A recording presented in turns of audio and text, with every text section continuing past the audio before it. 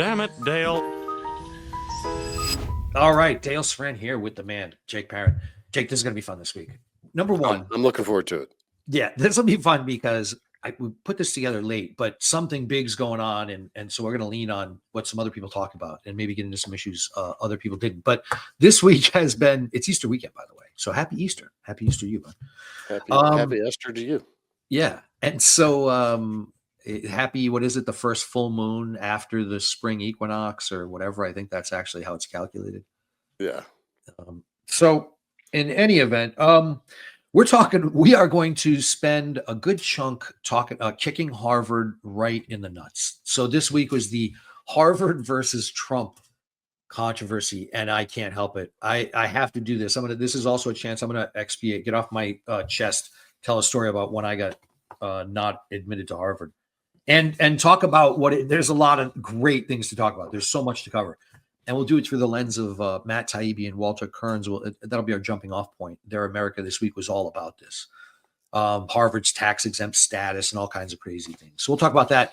And then the other one that's fun is they do a book review, and they did a short story review typically every week. And they did one that has a little piece to it that I know you've got ideas about stories, and it's the idea that at the heart of a story is a list. And then we'll just start there. And then the other thing we were going to talk about is the whole thing about Trump revoking Harvard's tax exempt status, or the threat to do it. Is it fascism, or is there something else going on here?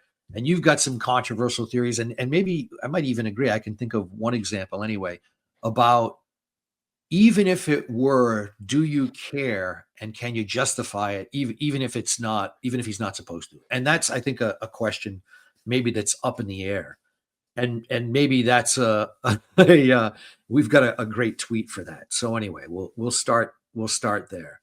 So you're all sunny and you're in Florida, huh? I'm down in Florida doing some breath work down here with some friends. Influencer Katie Wells, Wellness Mama. I'm actually in her studio today, so this is quite a bit more professional than I'm used to. Is that a real plant behind you? That's not a background?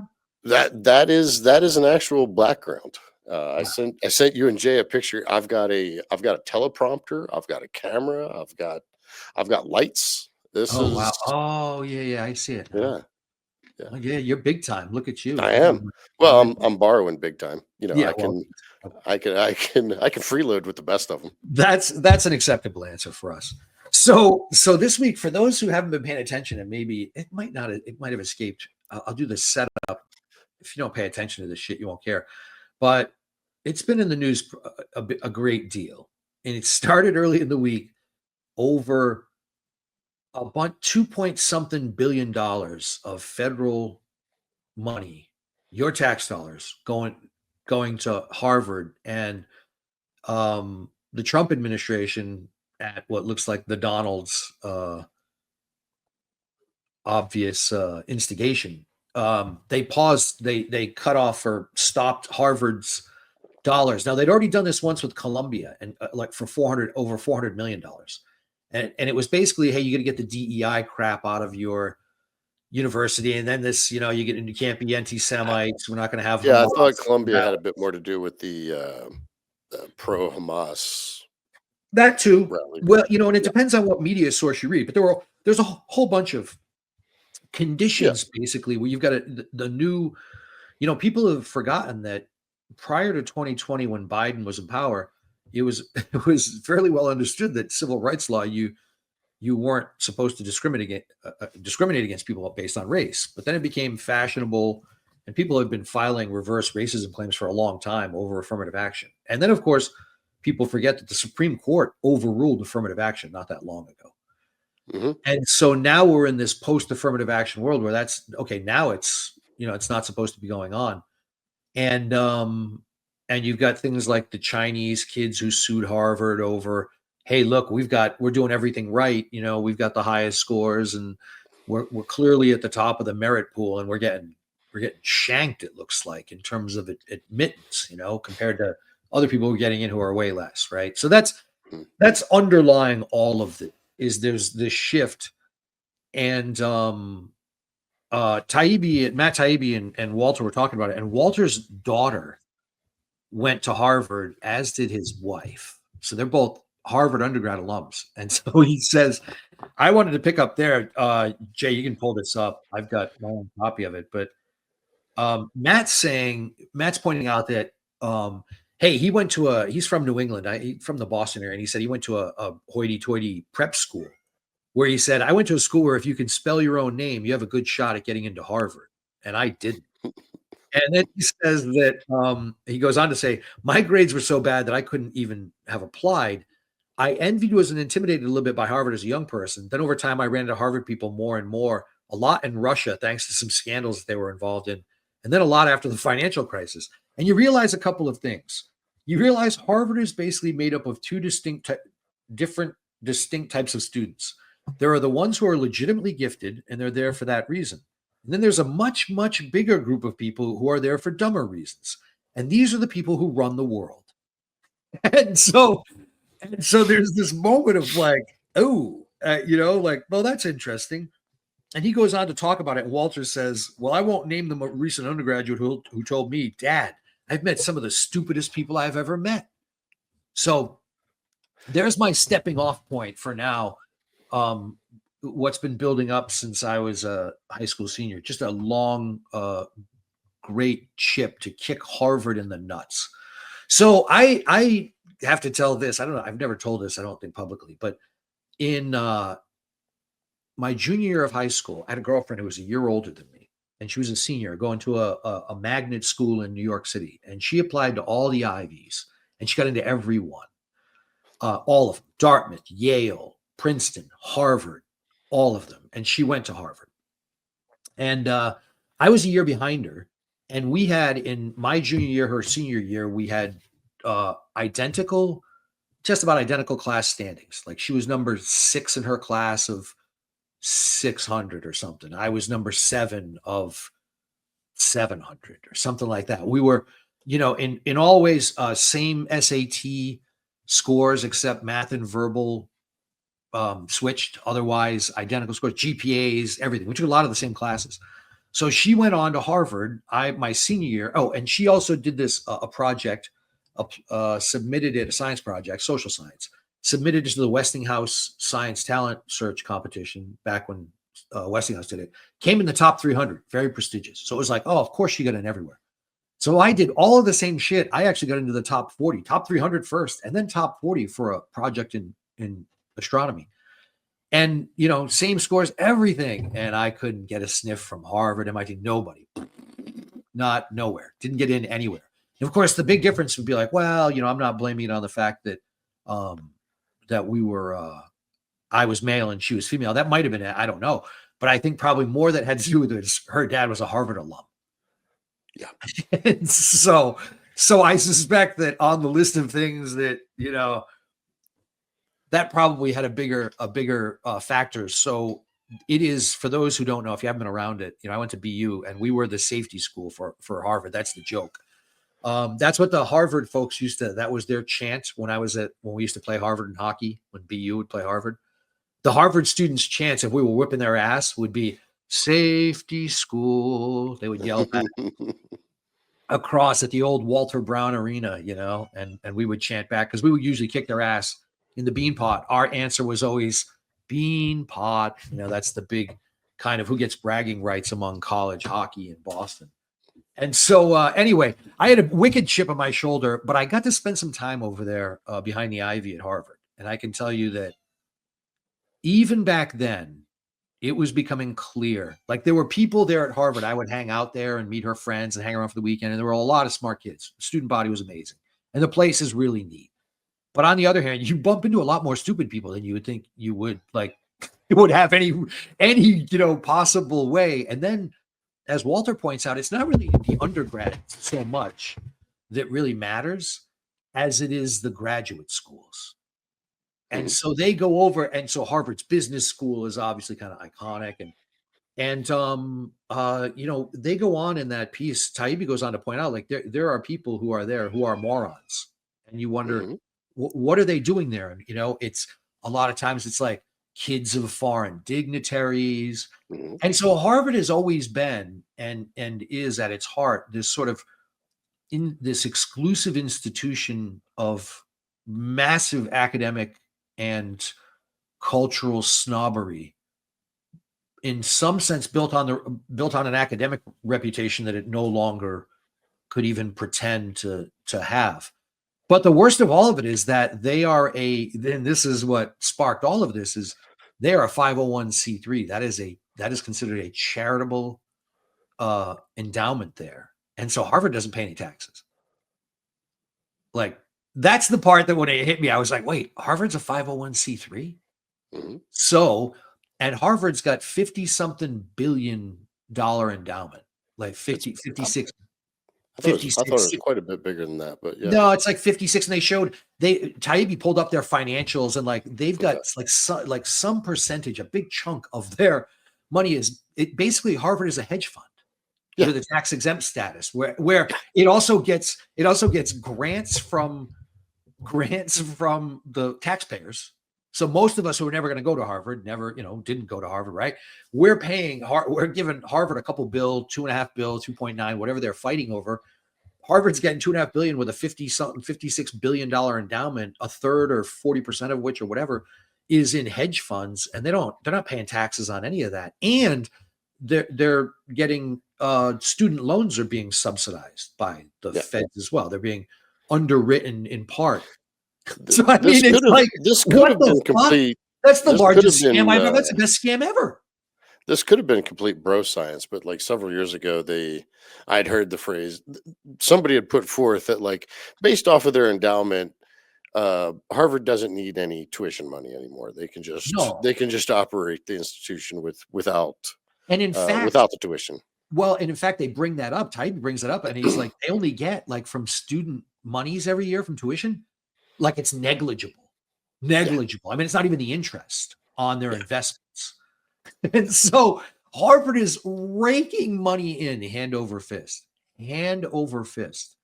And the threat, and Taibbi is like, oh, I talked to some lawyers. I talked to 3 lawyers, he said, and they all agreed that, oh, Trump can't, it's dangerous. This is exactly the kind of thing that we complained about, the conservatives complained about, as weaponizing the IRS when Obama did it to conservative 501c3s, right? And now this is suddenly the same thing. And I want to at least start by challenging that entirely. Like, Well, I I would refuse to like to accept back up. that sort of framing of it. I would like to back up just a little bit. Like, when you talk about the Harvard as an educational institution and who's going there, and, like, not everybody who's going there is, let's say, educationally qualified, but Right. it's also a cultural institution, and like a Yes. country club. Like, there are some country clubs who are going to let members in who are not financially capable of being a member of that club, but Right. They're going to ditch their choice. because culturally, socially, they bring something to the experience. You need to let them be part of your club. And I think one of the things that happened to Harvard in the mid '90s is they completely lost the thread on the culture that they provided. That the culture that they were bringing and trying to, it's like, hey, should we let in more minorities? Should we let in Asians, Indians, actual Chinese, people of color? Yeah, but don't forget that, like, if you completely lose the ethos of cultural superiority of, hey, this is super waspy, and it's super waspy because it's waspy, that, Yeah. like, you need to have enough of Well, but it those needs to be alumni's kids there that it continues that cultural tradition of people who are connected in America. And if you don't have that right. connection to the upper echelon of the elite, Well, then it's just another school. right. And here's the interesting thing about it. And I have a bunch of connections to this. I lived with a guy who was in college, this was right at the time they were cracking down on legacies, and his Mhm, family he was a sixth generation of a family at a very prestigious Ivy League school. All of the males in his family rode crew at this school. I'm not saying which one it is, but it was one of those.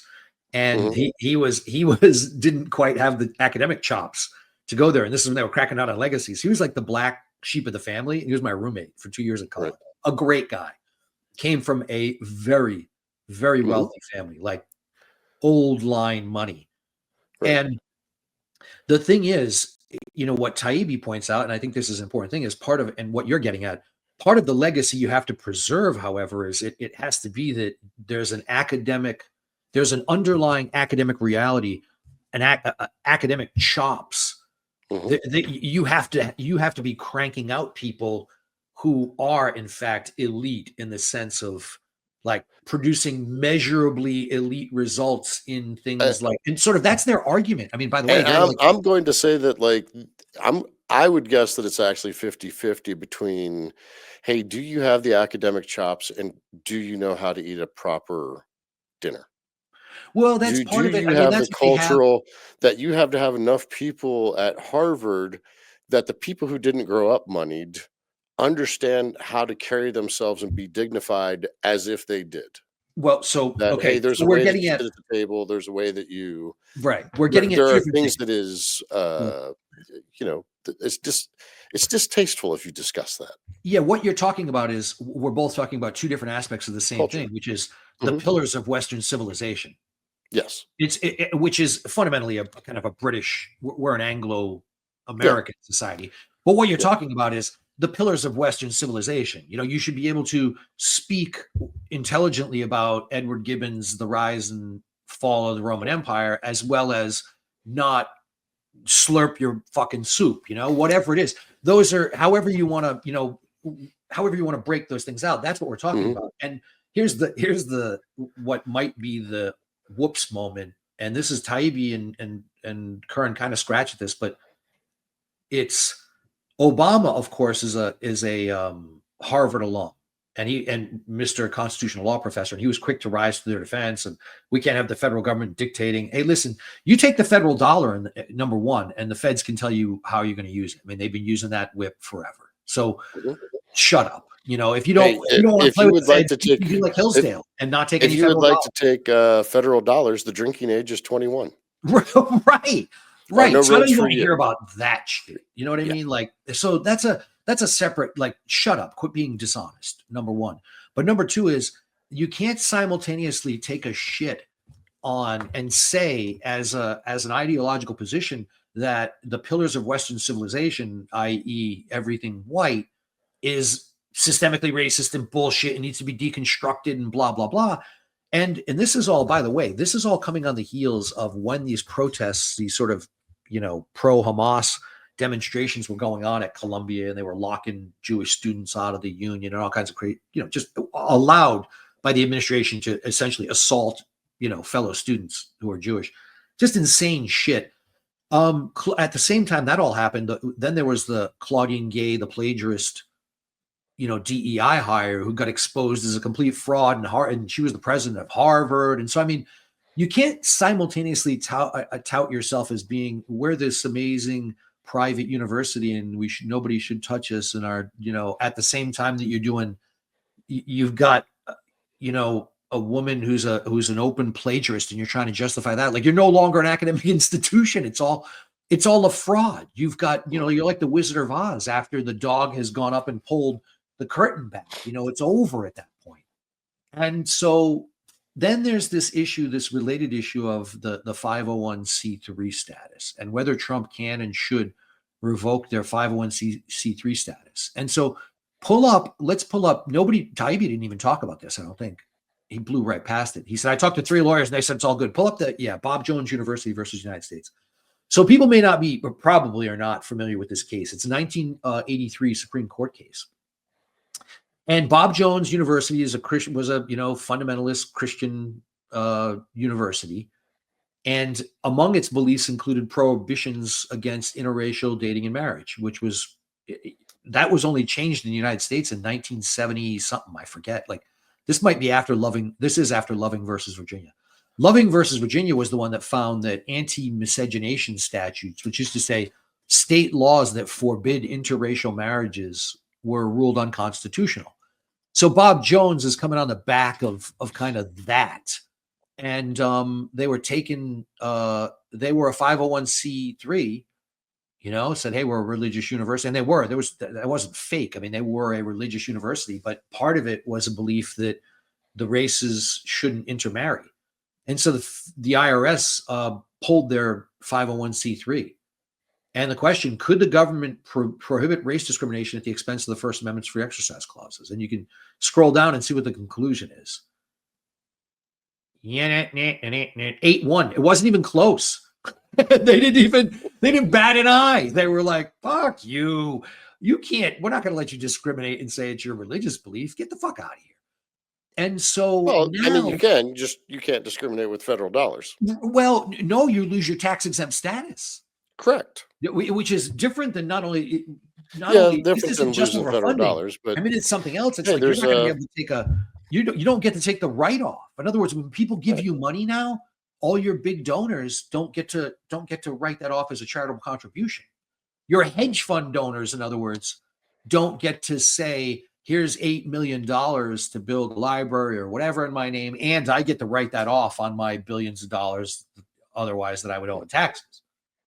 And so Well, that's the big deal here. That's why people are squawking. right. Is Obama wants to be able to write off the taxes when he gives to Harvard and he expects certain things to be done.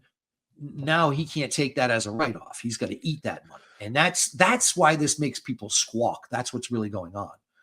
And so the question is, in light of that case, is it really true that it would be is it so outrageous for Trump to suggest that, hey, wait a minute, maybe these guys shouldn't have, if in fact they are practicing racially discriminatory practices against Asians, whites, or others, is there any reason why the Bob Jones decision wouldn't justify the IRS going, that looks like you guys aren't abiding by that, you're violating Bob Jones versus United States. Right? I mean, bing, bang, boom. And so I think I love Matt Taibbi, but I'll say this about him. I love him. I love his writing. I think he's great. I think he's well read, but he's definitely, nobody would question. He was a Bernie bro, and he comes from the left. Mm-hmm. And so he, in many still has socialist tendencies. Yeah. And what happens is you'll find him where he does things that infuriate me. And I say this with love. Matt Taibbi ever sees this, I'm a huge fan of his, especially his writing.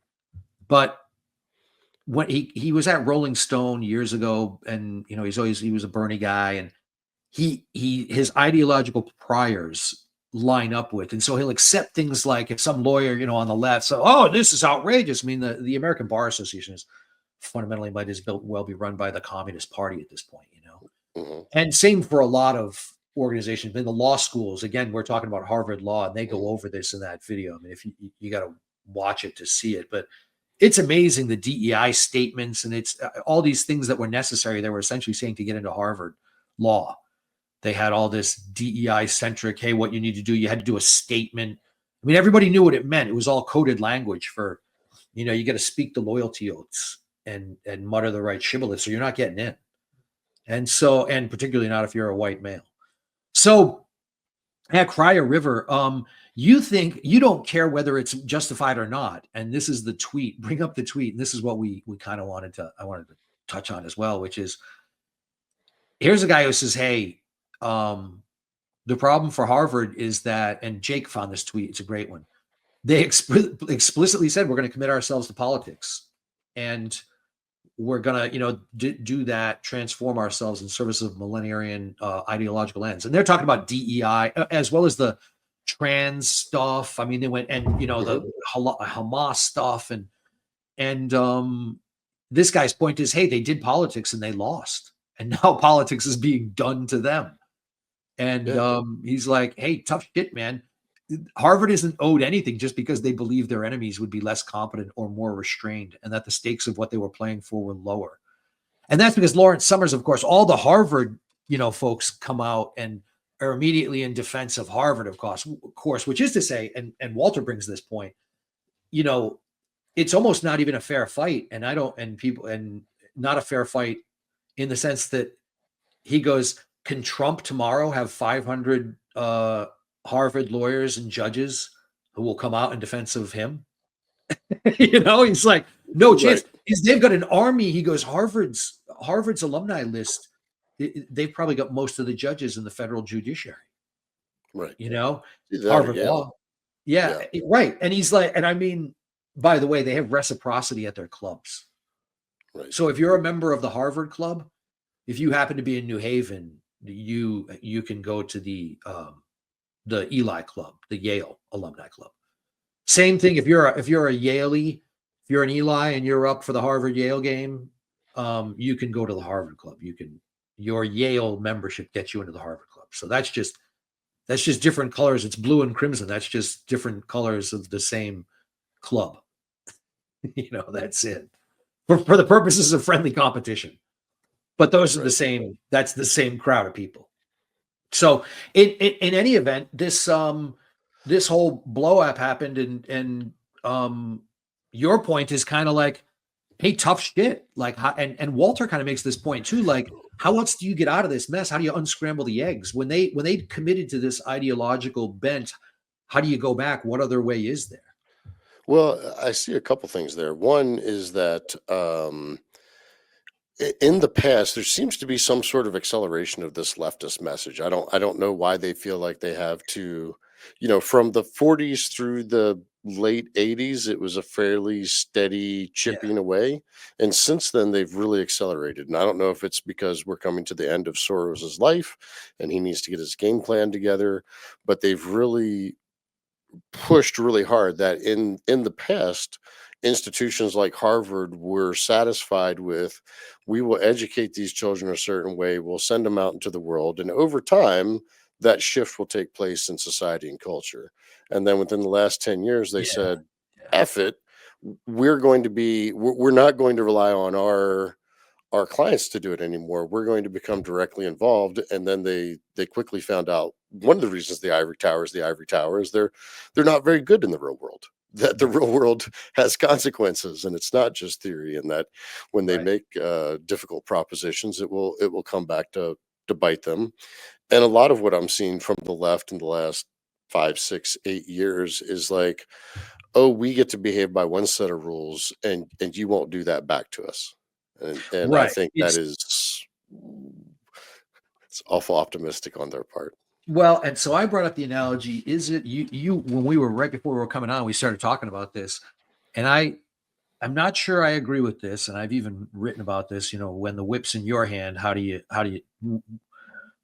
That's when you find out really what kind of person you are, is when the whip's in Hmm. your hand. Hmm. On the other hand, I do recognize this, and somebody wrote a good article about this week on Substack. I saw something. It's called like the libertarian dilemma, and it was basically this. The suggestion was that, hey, look, um, you can only have a free society and one where we can all have nice things in a high trust society where a significant majority of the population respects property rights and contract rights, and we all kind of, there's a certain set of walking Hmm. assumptions that we don't even think about. And when you're faced with people, your own civilization, your own kind of sense of civility can be weaponized against you. And people have written about this for a long time. Democracy's discontent. This, when I was in law school, it was a staple of legal philosophy. Was this whole idea that, like, embedded within a democracy might be the seeds of its own demise, where if you allow certain kinds of things, like the savages don't behave in the same way, and they don't they don't fight by the Marquis de Queensberry's rules. How do you deal with that? And Hmm. my analogy was, the one time I can think of, I said that, and I don't know if this will be too controversial, but it occurred to me that the Japanese may have taken one on the chin, two actually, two nuclear bombs in the 40s, but that in the long run they may have helped prevent a much much worse nuclear holocaust by the U.S. dropping those two bombs and the rest of the world seeing exact what a nuke. Like, they found out in the infancy of the technology, they saw what nukes could do. And then we know, so far, thank God, we haven't, now that we've got multiple reentry vehicles and yields that are far exceed anything that Fat Man or Little Boy could have done. Um, Now, but everybody now is like, okay, that's, we haven't, thank God, dropped one on each other. We've gone 80 years without, well, we've had the technology and not used it. And so maybe that was a good thing. And so my point was, it's a time I can think of. Maybe you do need to Like maybe Trump, whether he's weaponizing the IRS, whether it's legal or not legal, maybe you need to use the some of these nuclear options so that everybody realizes just how bad it is and like, okay, we're not going to do that anymore. Or what other way is There are you know, can you there are a lot of people, I would say the majority of people that, people like you and I have compassion, and that when we see suffering, we can understand it without having to experience it personally. But there right, are a great many number of people who don't understand how much what they're doing is hurting other people until it's done back to them. I've seen this in my personal life. I've seen it at large. That like, hey, let's go ahead and debank a bunch of Democrats. right, Let's go ahead and get their children's offers to school withdrawn. Let's put them through that mill until they go, hey, you know what'd be a good idea? You know, it'd be great. Let's make some rules about not doing this. And then once they propose, like, we now understand why we should not do that to other people, and they won't understand it until it is done to them. That they just like, oh no, it's okay. That it was actually a good thing that the Tea Party lost all their IRS standings. right, right. And, and In many and that ways, was never addressed. So they just like, once Republicans came back to power, everything was cool. right, And then when the Democrats came back to power, they just did it again. right. It's an interesting point, and maybe it's I'm making it. Yeah, there's somewhere between because I'm a firm believer in like there's only one way we learn, and that's the hard way. You know, Correct. And I'm I not saying said we do that to right, enjoy it. We're doing that to get them to change. Hey, let's all agree to a set of rules here. Is this the rules or is this not the rules? right, and but here's the thing: once you transgress them, it can't be that only one side pays consequences and the other side never does. It would be Correct. like if you're a child growing up and your actions all come with beatings for doing something wrong, and your sisters get nothing, you very quickly come to hate there's a resentment that builds up, and you'll be, if parent is not enforcing the rules equitably and equally among Mhm. or I should yeah take the equitable enforcing them equally as between the three or four kids or whatever. You don't need to A- be a genius kid And to and feel that. as it turns out, that sister that didn't get the rules enforced against her has no comprehension of why you dislike her. None. I Right. don't understand why you're mad at Yeah, me. It's like, all right, yeah, well, yeah. let me beat you up for the next 2, 3 years and see how we feel about this. And so I think there's a good point there too, like there are some implications to it, like a sort of there's an aspect of, hey, if you got away with it before, I can't beat you harder to make up for when I didn't punish you the last time. But Right. what really has to start is at least some accountability. There's just got to Right. be like, that's it. We're not going to do that. This is going to get Right. people thrown in jail.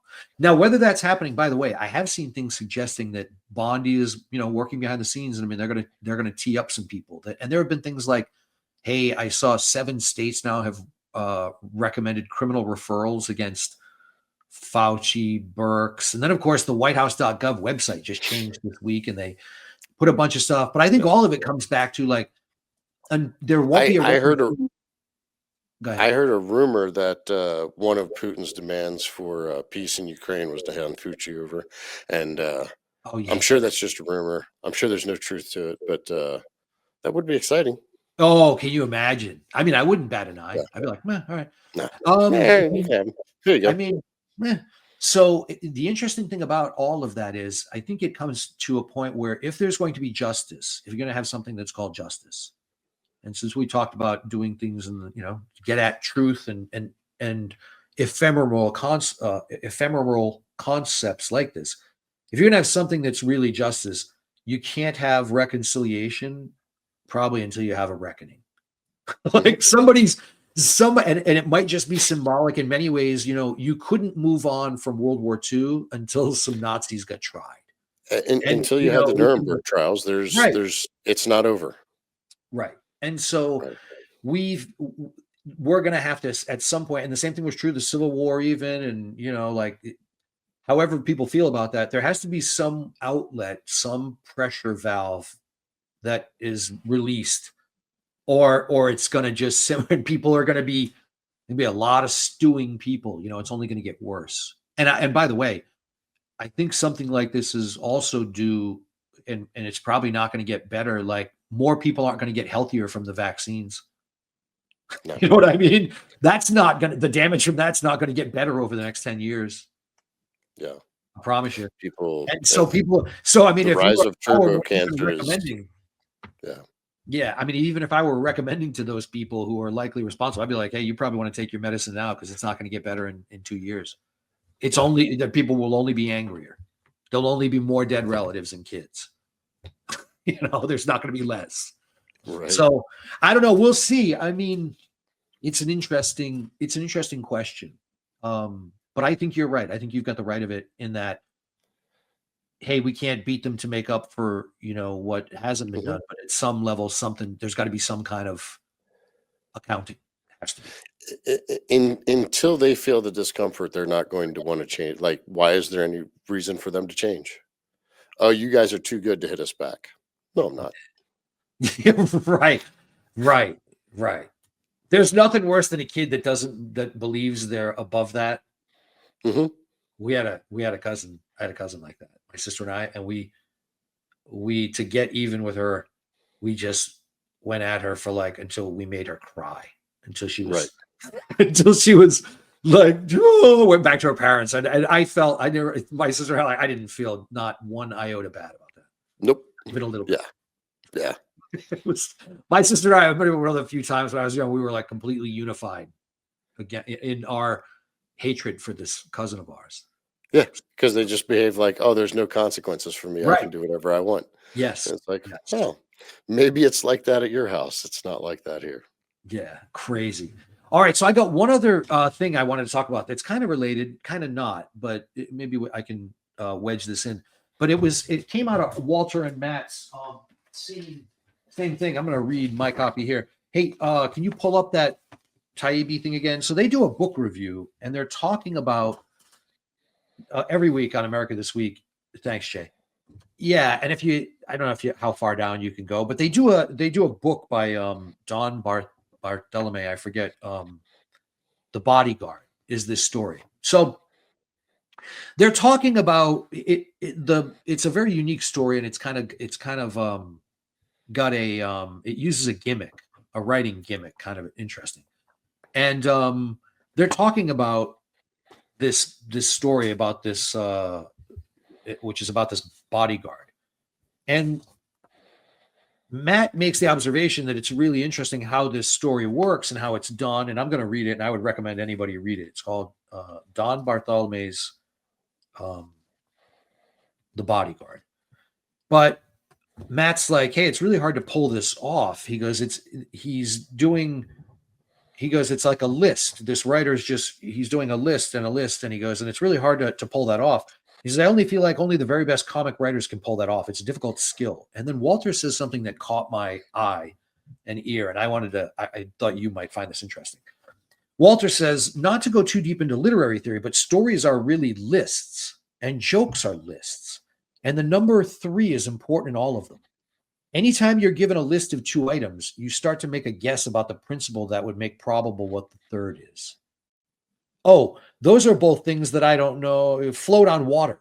And then the third thing is a thing that floats on water, but is in a completely different way. And you laugh because it's swerved. In other words, creating expectations and both leading them and defying them is what stories do. By the way, I'll just add it's also what music does. If you can predict every step of a series, then there's no surprise and there's no delight. And Matt's is right. There's no story. And Walter says, but if you find each element random, then it's just like, hey, you just shot a splatter at the wall. That wasn't a story. And so really the list lies, I think, at the root of literature. And Matt says, that's really interesting. I never thought of that, but it's true. And I feel the same way. And then Walter says, he goes on to tell a little story. He says, and the root of stories, like if I say, I remember one time I found a grocery list. I actually found a shopping list. I think I've got it on my shelf here somewhere in the parking lot of a store. And it said something like 2% milk, some kind of a wine, and then Trojan condoms or something. And it was like, Trojan condoms. And from that, I had a picture, like 2% milk. I was like, this could be anybody. It's mom. And he goes on to like make some suppositions like, yeah, he goes, it's dinner and then, a glass of wine and then the condoms if you're lucky, right? And so they're kind of, there's a interesting aspect to this. So I know you got thoughts on theories of story, but what I found interesting about it is how it relates to something else I'm writing on, which is it's another form of, I'm in the middle of writing what's probably going to wind up being a book length thing on plausible reasoning in the law. And one of the things I just wrote about this week was that not all propositions are equal. And I was telling you guys about the famous Henry David Thoreau quote, where not all circumstantial evidence is equal, as like when there's a trout in the milk. And it's kind of a weird like conception, like things that go together. I have a correlator to that, which is just because there's a dead body in your living room doesn't mean you committed murder, but you probably should have a good story. You know what I mean? Right. Like there are things that on their own like imply a lot of other things. You know what I mean? Right. And our brains work in this way, which is they find patterns everywhere, sometimes even when there aren't any. But I was fascinated, and that's what's at the heart of stories. And I was just fascinated because I'd never really thought about a list of three things, but it's a very common thing. You see it on like even like intelligence tests have similar kinds of things like that. Yeah. Like, can you match which one of these doesn't belong?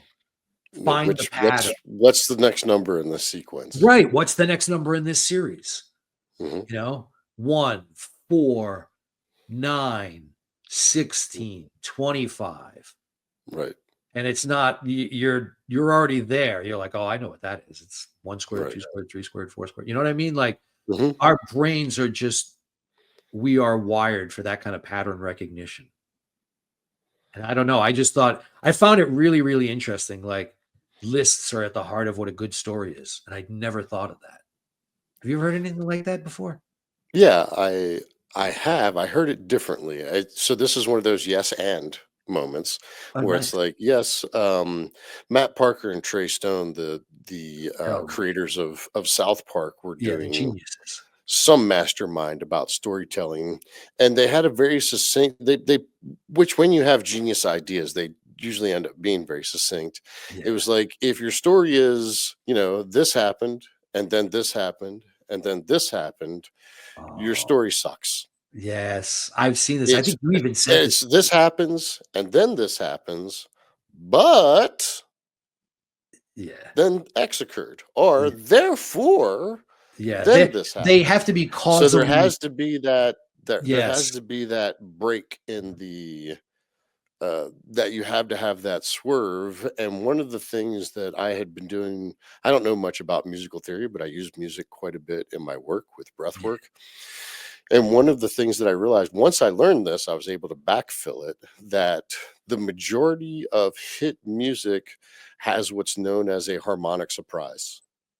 Yeah. That you have a steady tempo, you have a steady rhythm, you have a steady melody, and then all of a sudden, somewhere in the middle of it, there's a little broop, and you're like, Yeah. There's something. Yeah. that breaks it up. Yeah. Yeah, There's a and great book. I live for those harmonic surprises in life. There's a great book. I don't know if I ever gave this to you, but I got it from Kathy Glassman. I got it from Craig's sister.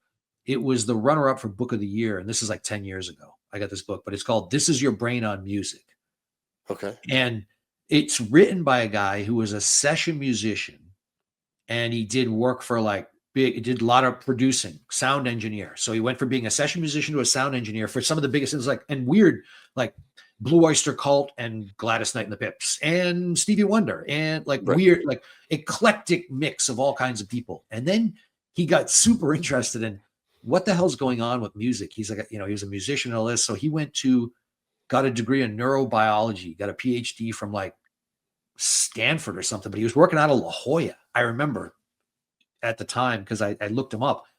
But so he's in California, but he went and now is like the leading authority on the impact of music on the brain. And he's got a whole chapter on funk and groove and what groove is.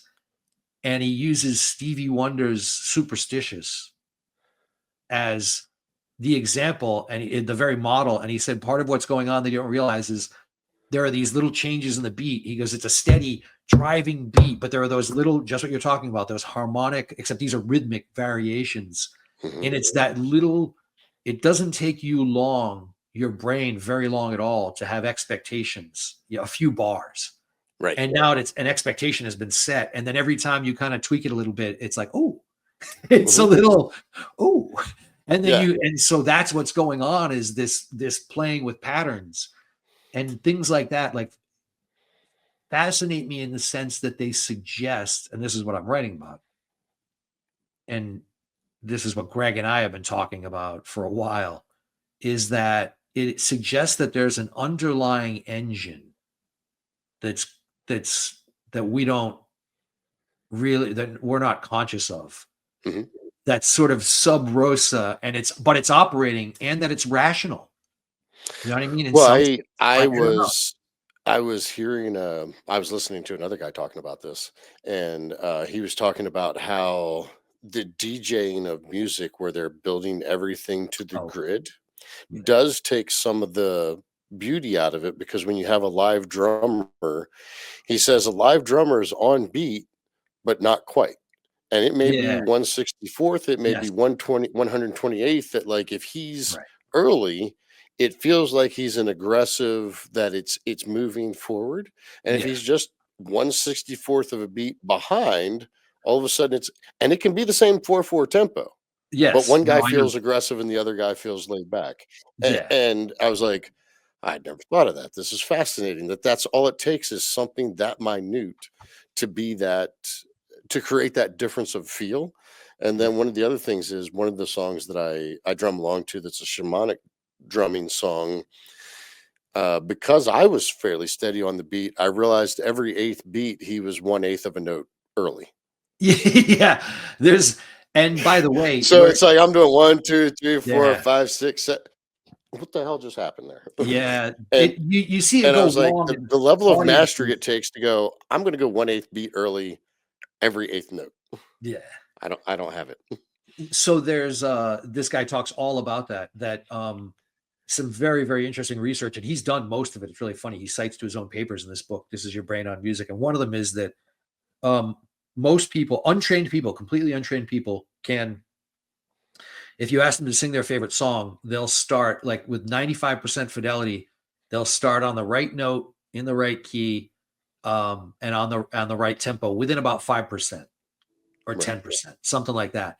And that's completely untrained people who right. know musical training at all. And he says like it's like 10% for the untrained. It goes to 5% if you're trained. And he's like, drummers tend to be a little bit better on the tempo than everybody else. They're almost like human metronomes, you know? Yes. And there are some people famous for that, like for their This is like, I am not a big, you know me well enough to know I am not impressed by many people.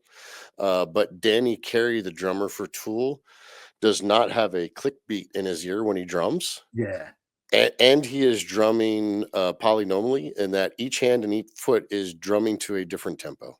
yeah, yeah. There's when you get into And polyrhythms, it's an amazing thing. yeah.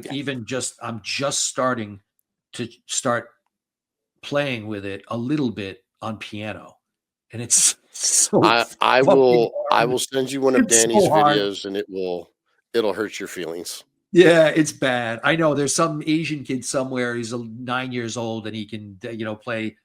Chopin's entire corpus, all from C to all the keys. Um, yeah, it's depressing, but it's just interesting to think that there's other aspects to it. Like, why is it if you flatten a third, if, music, a first, a third, and a Hmm. fifth, makes up a chord. And why is it that a flat third gives you a minor key and it makes you depressed, whereas a major third is like dun dun dun, is all triumphant? Like, what is it about that emotionally Right. that Right. makes you flatter the third? Now I'm like, meh, it's just, why That is is, the half step so depressing? I've talked to other people where it's not even a chord. You can just play a note and say, Yeah, "Is that a happy note or a sad note?" And they're like, yeah, "That's a sad note." And it's like, why do we know? Why do we all know and agree that yes. that's a sad note? Yeah.